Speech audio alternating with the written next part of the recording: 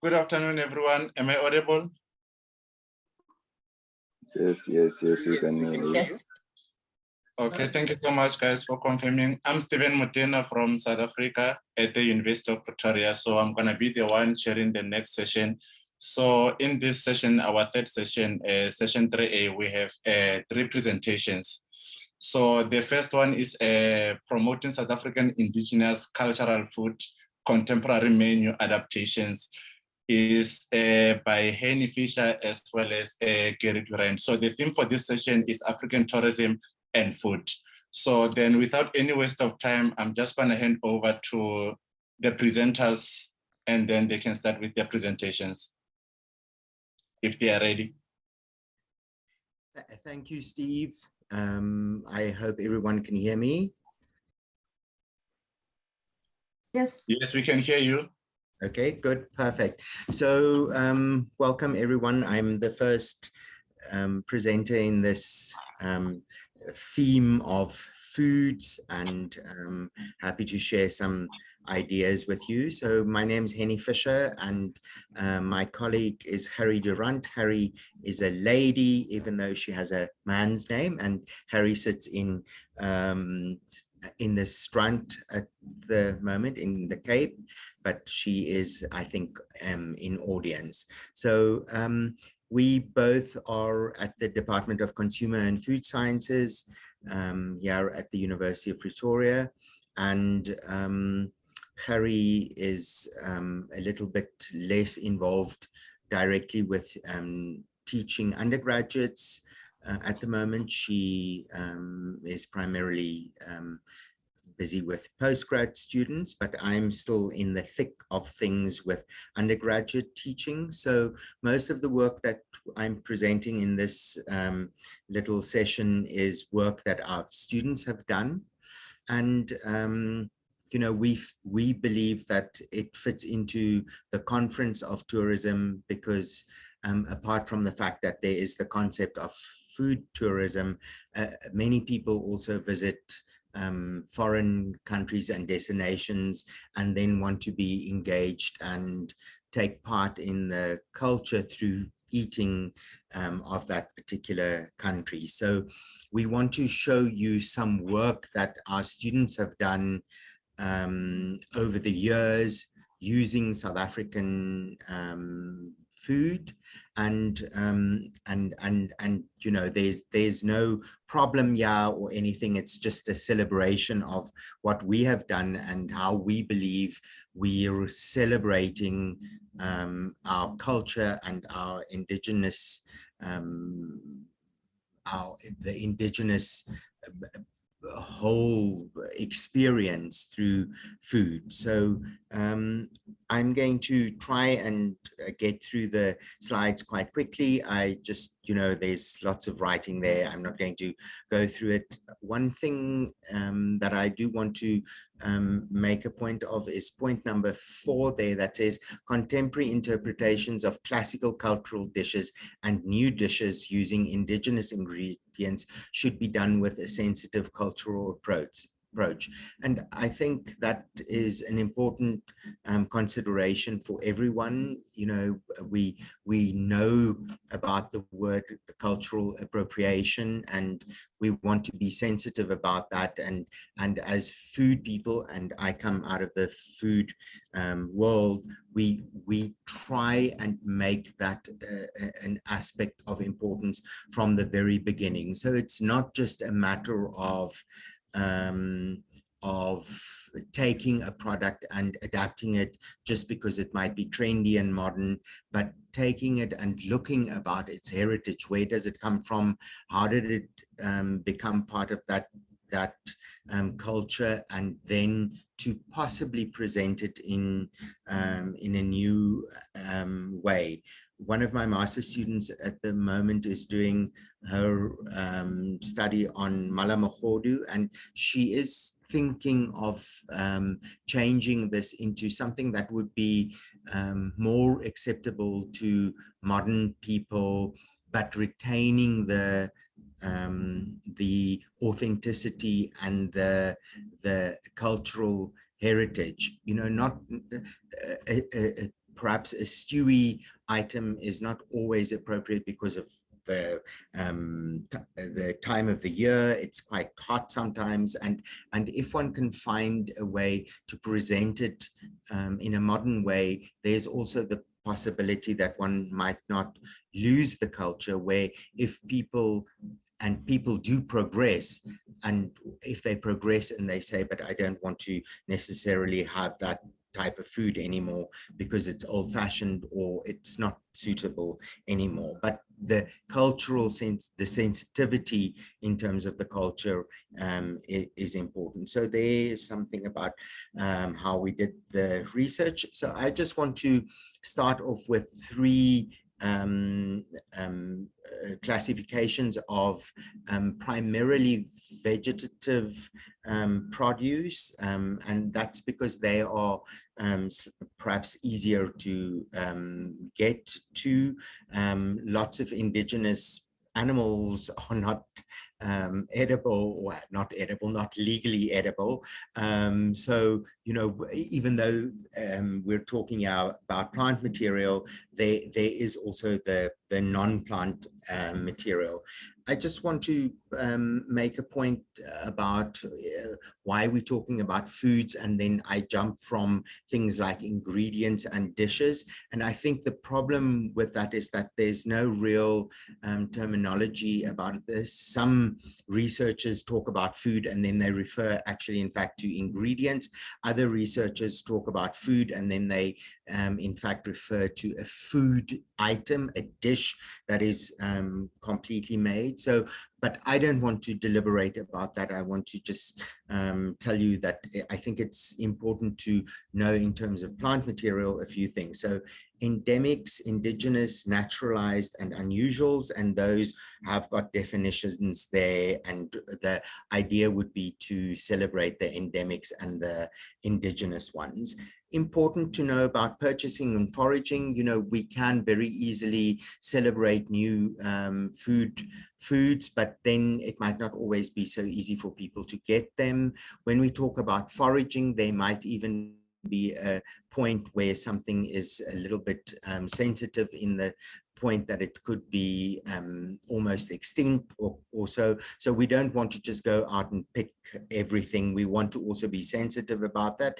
But that also leads back then to purchasing, where if we celebrate these food ingredients, we might encourage farming and production of food to catch up with that. So we want, in our celebration year of indigenous cultural foods, we talk primarily about non-commercial food ingredients. So those food ingredients that are not on the shelf racks, and those would then sort of be probably wild foods or whatever. So that's how we have done most of the development. There's something interesting about leaves that, you know, one could also learn from nature, and that actually, in fact, it's better to tear leaves off branches than to cut them off. And that's where the old thing about lettuce comes from, that you shouldn't slice lettuce with a knife, but rather tear it up and so on. So I want to talk about specific ingredients and show you some. So I don't know, probably everyone has seen madumbi, and that is an example of a wild food that has become commercially available. You can now go to probably any Woolworths and buy madumbi in South Africa. And I think that is what we're trying to achieve here, is to celebrate it so that the whole food provision chain can then celebrate that. I don't know if anyone has seen the product on the right, which is called an air potato, that comes primarily from the central countries of Africa, but this one was grown here in Pretoria on the Futures Africa Gardens. Those are a number of fruits. On the left hand, some figs, in the middle marula, and the one on the right hand is some little guava, a sort of a rose guava. And we have used all of those in adaptions, in using them in food. Those that are called monkey apples, I don't know who, if anyone in the audience have grown up with those. The one is sort of a buttery texture, and the right hand one that has a little bit more of a fermented wine flavor. We've made sorbets from them. We've made ice creams with them. They're not, of course, always so easily obtainable, and one has to pull a lot of strings to get farm family to cart them in large enough quantities that you can do something with them. Custard apple, and then the item on the right hand that is actually not indigenous from South Africa, but from Southern Africa, and is actually, in fact, family of the waterberry tree, but the one from Mozambique that has a special name there becomes quite large, and it's a really delicious fruit. So tamarind, no, I'm sorry, not tamarind.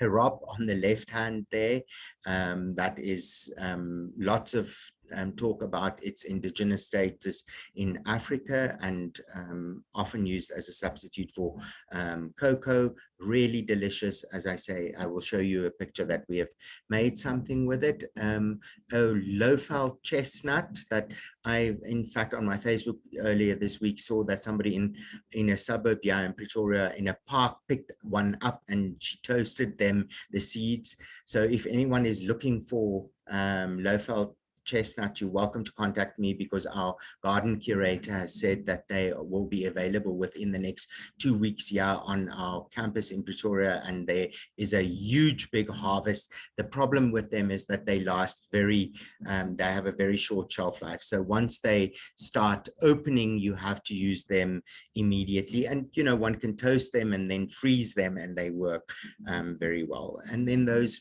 beautiful little white aubergines that come from Zambia. I took that picture in the Bangwelu wetlands, and then a really wonderful fruit baobab, and an open picture on the right hand, and the tartness and citrusiness of that is really amazing. A whole full trolley of desert horned African cucumbers on the right. And then on the left hand, I have to admit to you that I don't know what that is. The garden curator at the university tells me that it is edible, and we have not had the opportunity to do something with it. So it is, fortunately, in my world, another product that is available out there, but that we have not experimented with. I took that picture, and it's a really nice little tart berry, and quite delicious. So Makatan, that is just one of my favorite watermelon varieties, and here's a whole range of pictures. We made some preserved Makatan, and surely you have had those with a piece of cheese or in a baked item. That process took forever to do, because it's over a 2-week process of boiling it in a sugar syrup, removing it, letting it dry, putting it outside again, and then reboiling it.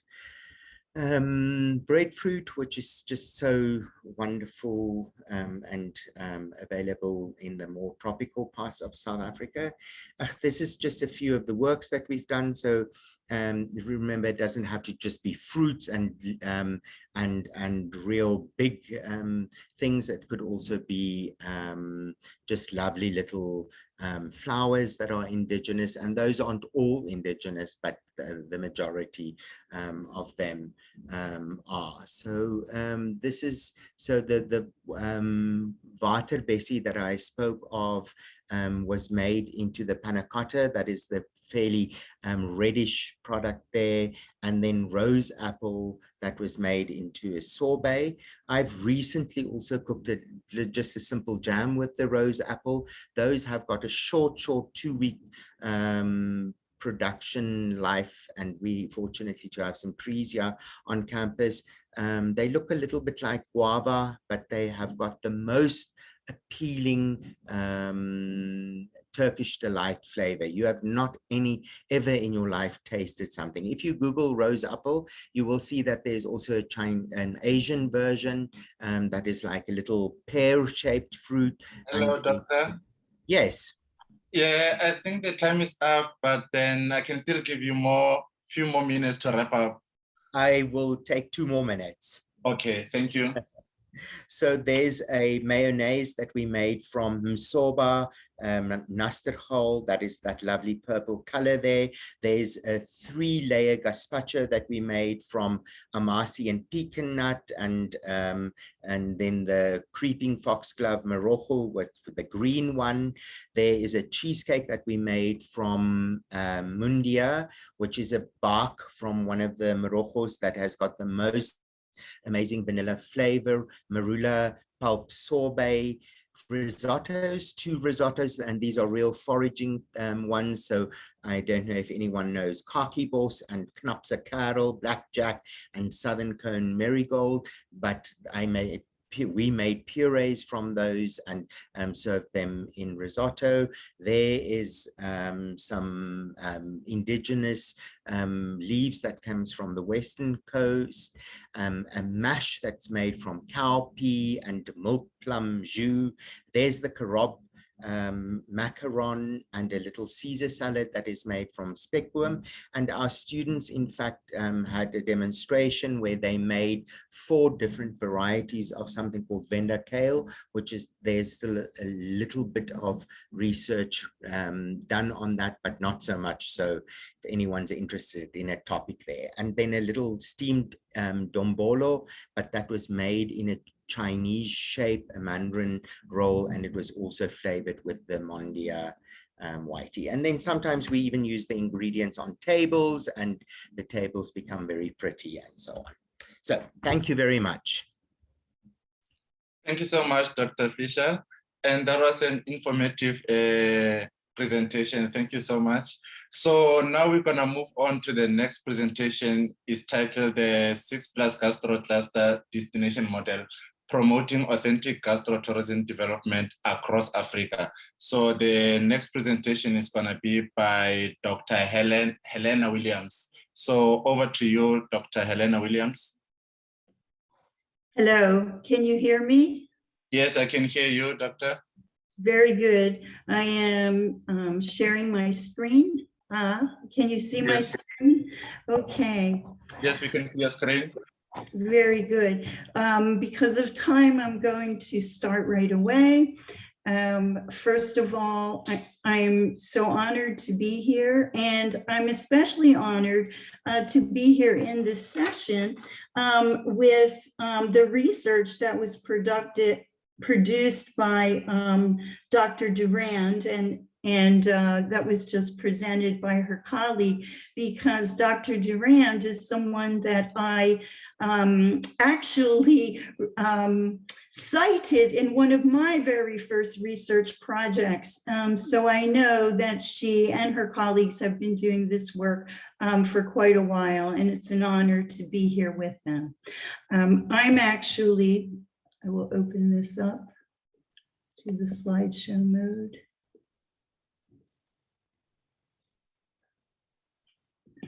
This is.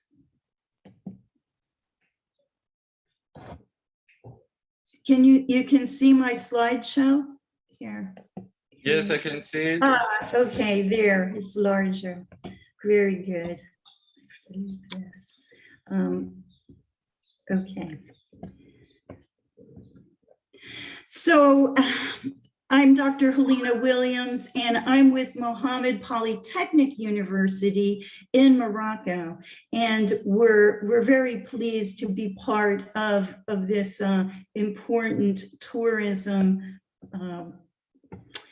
exposition of African creativity. Before I could really talk about the topic of my presentation, which is cluster formation, we really need to really look at a common definition for gastrotourism itself. So back in 2014, This is a definition I began using: the intentional pursuit of authentic, memorable culinary experiences of all kinds while traveling globally, regionally, or even locally. And the whole local piece really became important even more so during the pandemic, right? And what's so important when we talk about gastrotourism is to understand that it's really more than just eating out when we travel. It's about experiences, as tourism all over the world is being focused on. It's about what we eat. It's about why we eat, how we eat. It's about where and when we eat, right? Examples of gastrotourism experiences are highlighted here: cooking classes, festivals, not just eating with people, but experiencing with them, right? Winery and brewery tours, chef tables, tastings. And if you look at the far right photo, this is actual honey tasting done right here in Africa. What developers value most about gastrotourism is that it boosts local economies, it creates local jobs, it elevates local living standards, right? And what we're learning is that local foods and culinary practices really were the things that built kitchen cultures that are now ripe for discovery, both domestically and internationally. So gastrotourists travel to learn about new experiences, right? New cultures by actually experiencing authentic local food and drink. And we'll get into what authenticity is towards the end of my presentation. So my study, which is something that I've been doing now for the past 4.5 years, a very grounded study in looking at the whole entire phenomenon of gastrotourism.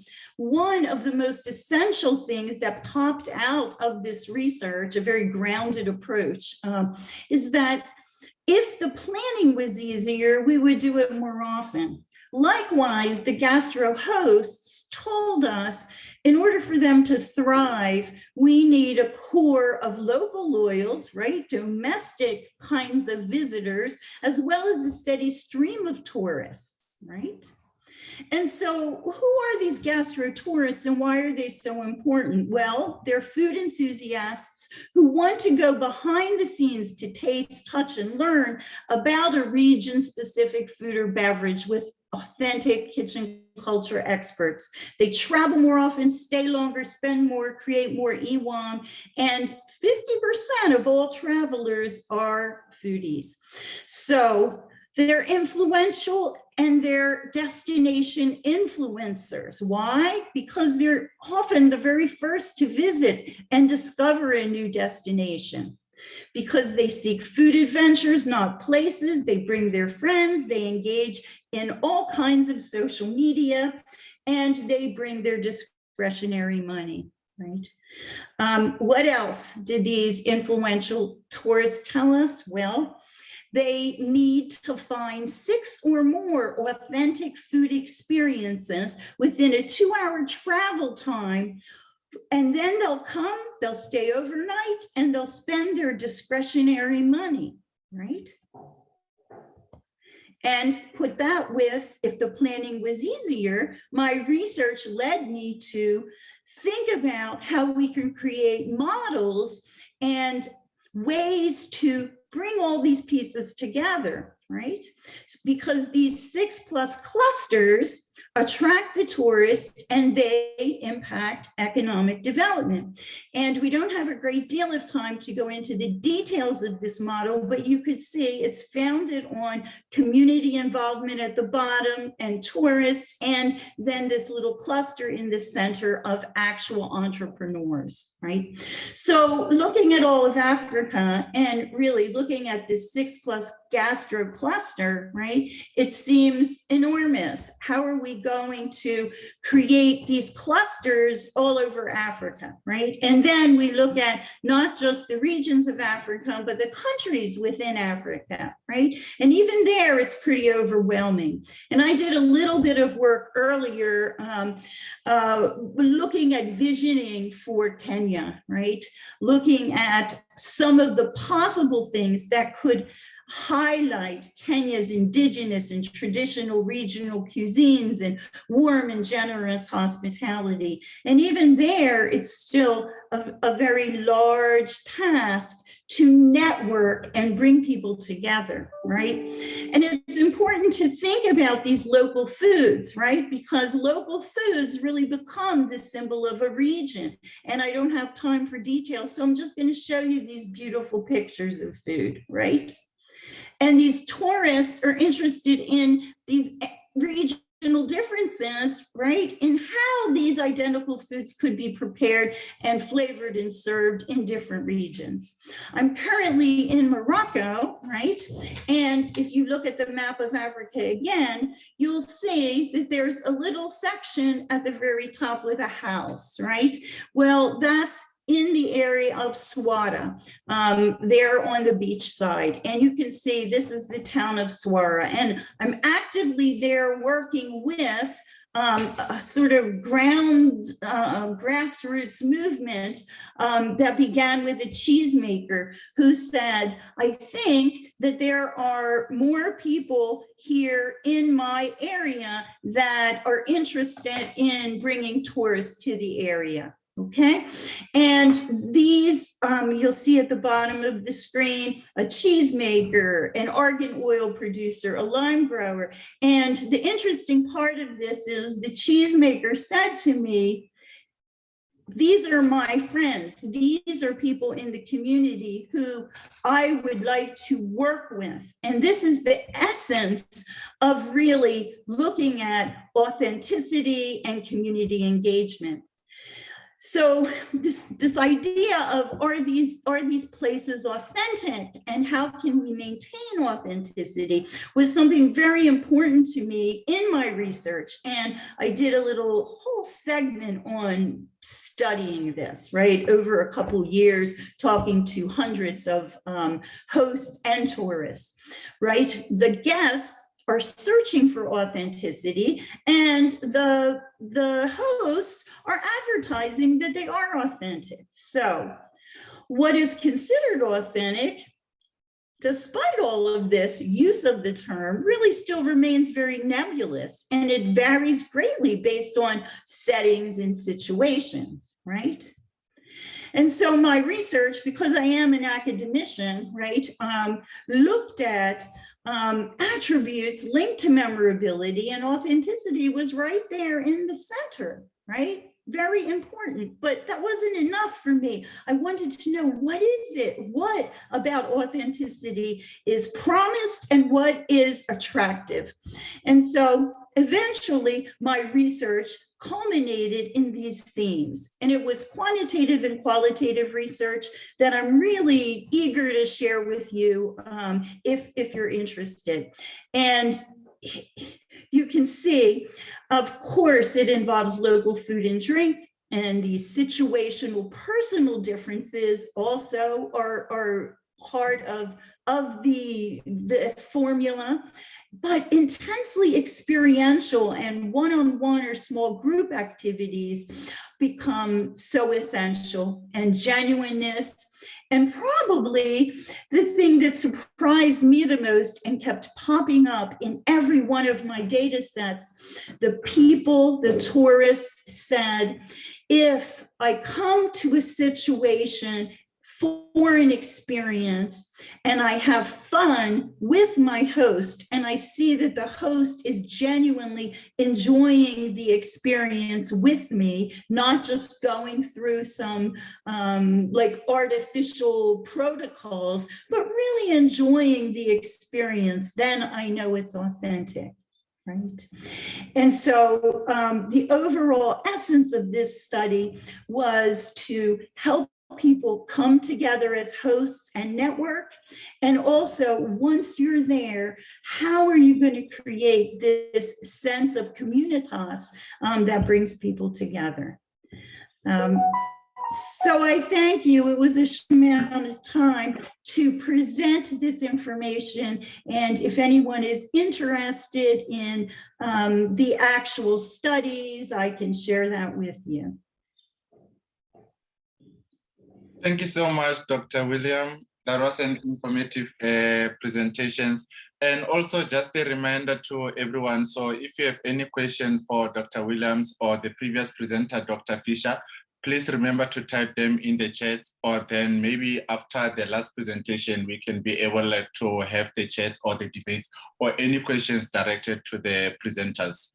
So on my list, the next presenters is gonna be Cornelis Obelza and Hugh Bartis. So I'm so sorry if I actually pronounced them wrongly. So it's titled Farmers Market in Africa, a Sustainable Opportunity. So if you guys are ready, you can start with your presentations.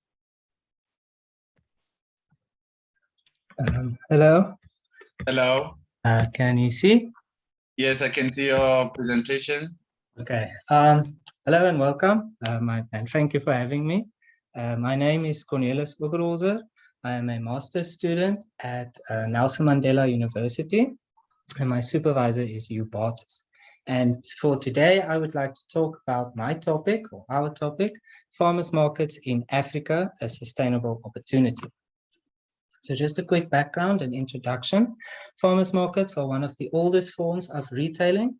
They are seldom referred to as street markets or urban food markets. However, farmers markets possess a set of characteristics that would distinguish themselves.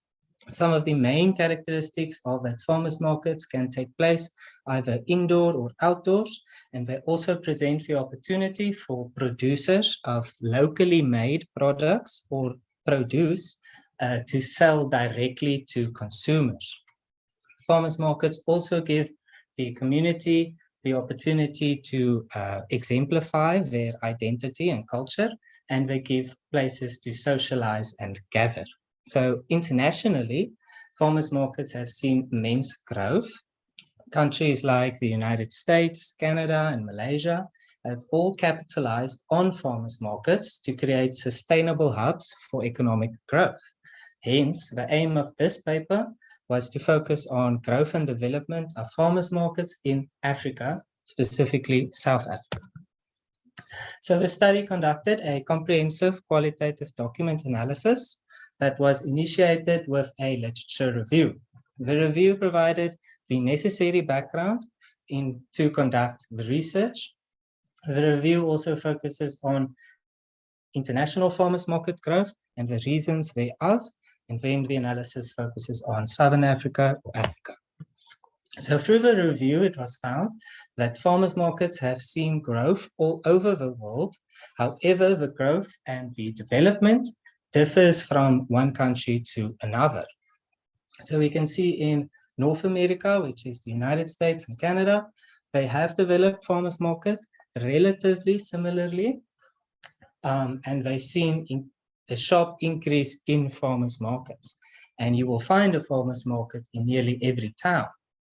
The reason for this growth has been governmental support through initiatives and promotion to increase participation, and also the rise of the conscientious consumer. These consumers are more interested in the ethical production of products, so they are drawn towards the localization aspect of farmers markets.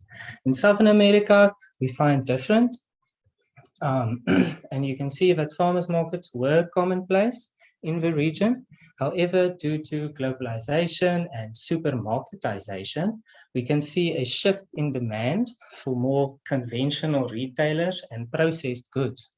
However, the globalized food regime often brings a myriad of negative effects. Hence, the region is starting with a resurgence of farmers markets to reposition these markets into the food supply chain.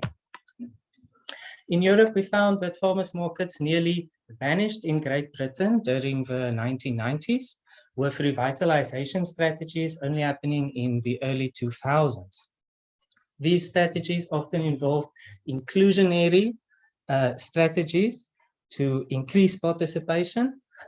It has been successful with nearly 550 farmers markets established in the last 10 years. In contrast, Italy continued their support for farmers markets, and you can find that buying local is ingrained into the social fabric of those consumers. Hence, farmers markets in Italy have become key spaces to exemplify their culture and food. In Australasia, we found that Australia has developed similarly to Great Britain, with a decrease in 1990 and then regrowth strategies in early 2000s.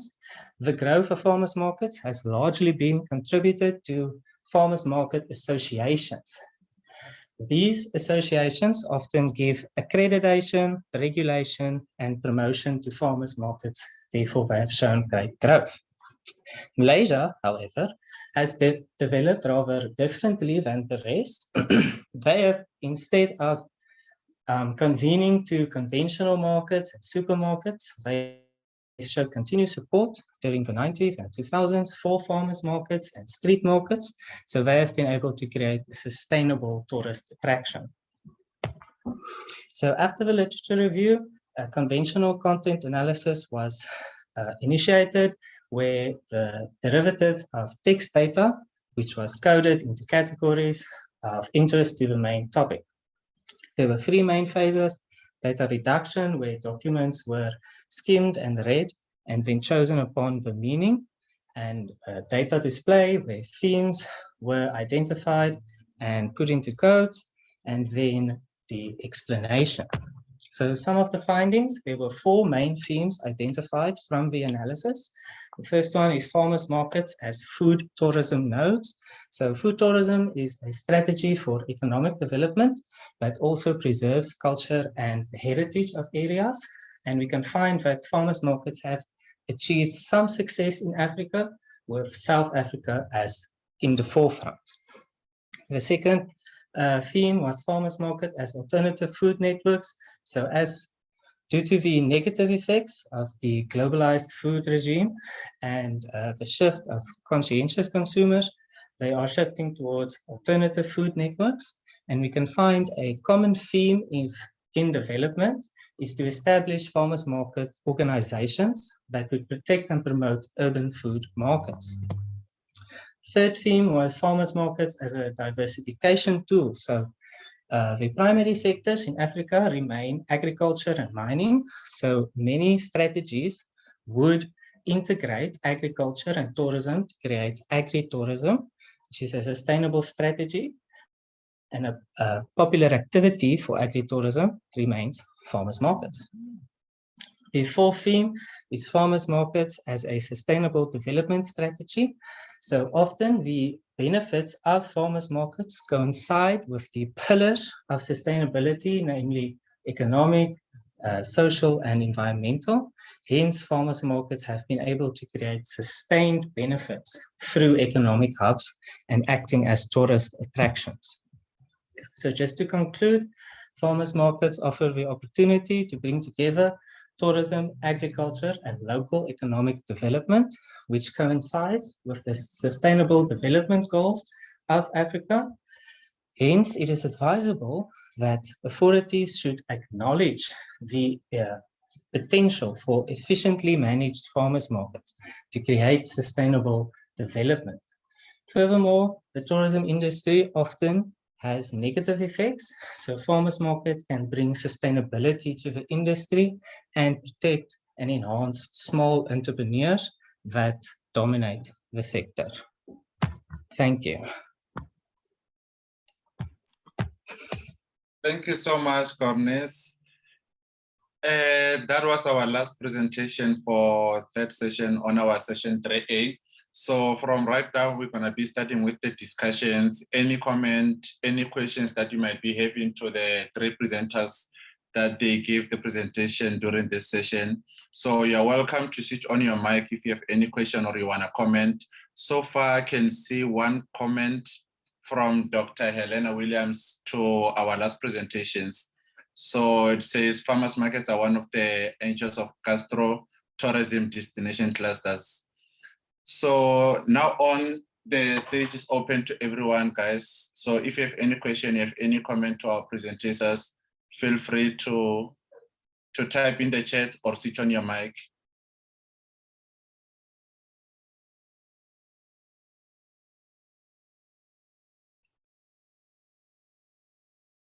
Anyone?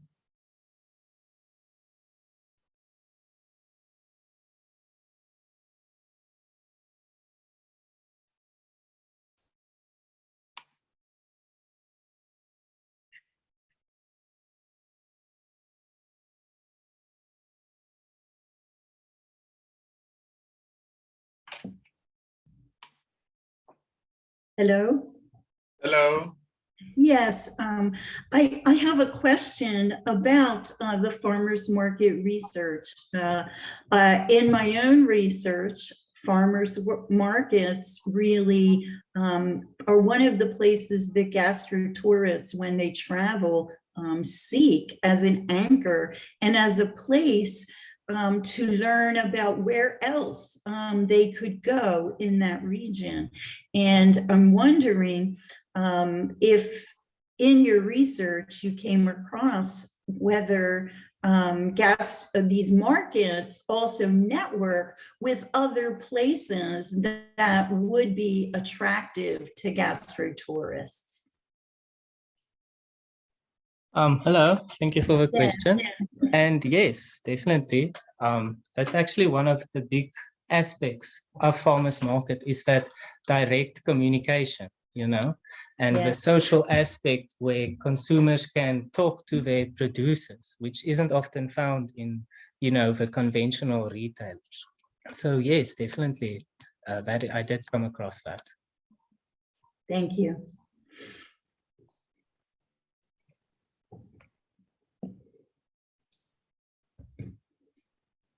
Any other question or any other comment to the presenters?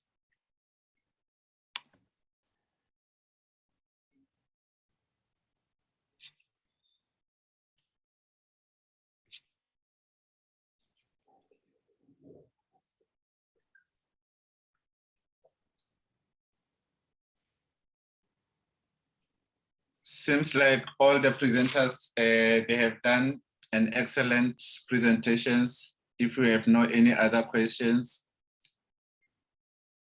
but then we still have more minutes before we go in for lunch break. So if you have any question, please feel free to switch on your mic and ask the question, or just put the comment to the presenters, or you can also type in the chats.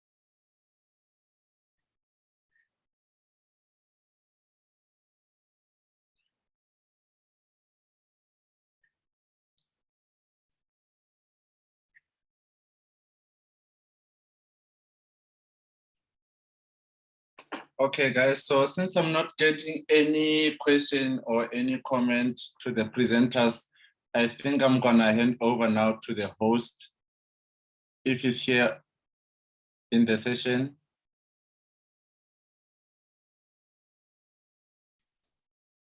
I'm hoping you mean me.